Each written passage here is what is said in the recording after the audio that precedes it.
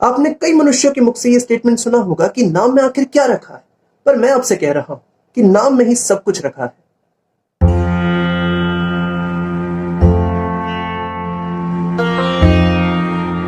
भारतीय संस्कृति में सदा से ही भगवान के नाम का अत्यंत महत्व है। आपने वाल्मीकि जी की कहानी अवश्य सुनी होगी। शुरुआत में वाल्मीकि जी कर्म और स्वभाव से शूद्र थे। वो लोगों को लूटा करते थे, उनकी हत्याएं किया करते थे। पर प्रभु श्री रामचंद्र का उल्टा नाम जपने के बाद, लगातार मरा मरा मरा मरा कहने के बाद वाल्मीकि जी ब्रह्मा के समान हो गए। वो त्रिकालदर्शी हो गए। उन्होंने रामायण जैसे महान ग्रंथ की रचना की। कैन यू इमेजिन, एक लुटेरे, एक हत्यारे ने रामायण जैसे महान ग्रंथ की रचना की। पुराणों की ये कथाएं हमें इतिहास की जानकारी तो देती हैं, साथ ही ये कथाएं हमें बहुत ही गहरा संदेश देने की कोशिश करती है।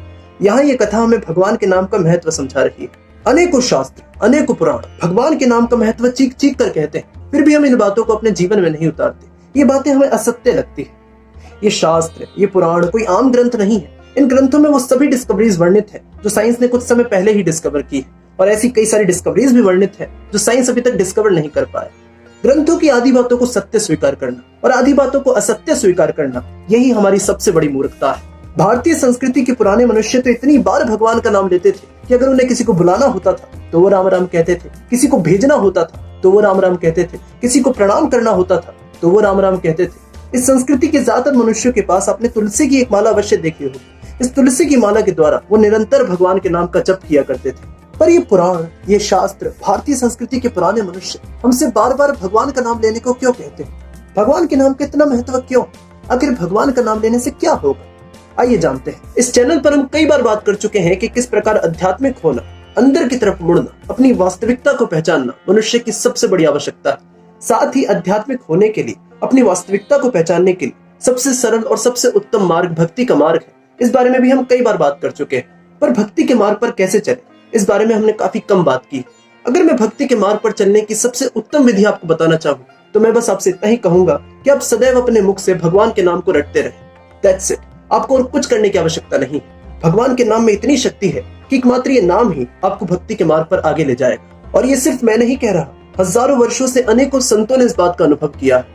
आज भी धरती पर ऐसे कई संत हैं जो शुरुआत में अध्यात्म के बारे में कुछ नहीं जानते थे, पर भगवान के नाम का निरंतर जप करते करते वे एक बहुत बड़े आध्यात्मिक मनुष्य बन गए। इससे पहले वाली वीडियो में मैंने आपसे कहा था कि भगवान श्री कृष्ण के शरीर और स्वयं भगवान श्री कृष्ण में कोई अंतर नहीं है। आज मैं आपसे कह रहा हूँ कि भगवान श्री कृष्ण के नाम और स्वयं भगवान श्री कृष्ण में भी कोई अंतर नहीं है। गोस्वामी तुलसीदास जी ने तो यहाँ तक कह दिया कि भगवान का नाम भगवान से भी बड़ा है। भगवान श्री कृष्ण के नाम को निरंतर रटने से भगवान श्री कृष्ण आपके जीवन में प्रवेश कर जाएंगे। आप भगवान श्री कृष्ण की प्रेजेंस को एक्सपीरियंस कर पाएंगे। पर यह मार्ग संयम का मार्ग है, पेशेंस का मार्ग है। शायद शुरुआत में आपको रिजल्ट ना दिखे, पर जब रिजल्ट दिखेगा तब आपको भगवान के सिवा कोई दूसरा नहीं दिखेगा। इस वीडियो में मैंने जो भगवान के नाम की महत्वता कही है वह बहुत ही कम है।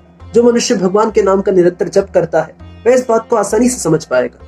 जल्द ही जन्माष्टमी आने वाली है। जन्माष्टमी एक बहुत अच्छा अवसर है भगवान के नाम के प्रति सचेत होने का, भगवान के नाम की महत्वता को समझने का। तो आज के लिए सिर्फ इतना है। उम्मीद है वीडियो आपको पसंद आई होगी। उम्मीद है इस वीडियो का मोटिव आपको समझ में आया होगा। अगर इस वीडियो का मोटिव समझ में आया और अगर आपको लगता है ये मोटिव औरों तक भी पहुंचना चाहिए तो इस वीडियो को शेयर कर दें। मैं मिलता हूँ आप सबसे किसी और नेक्स्ट वीडियो में।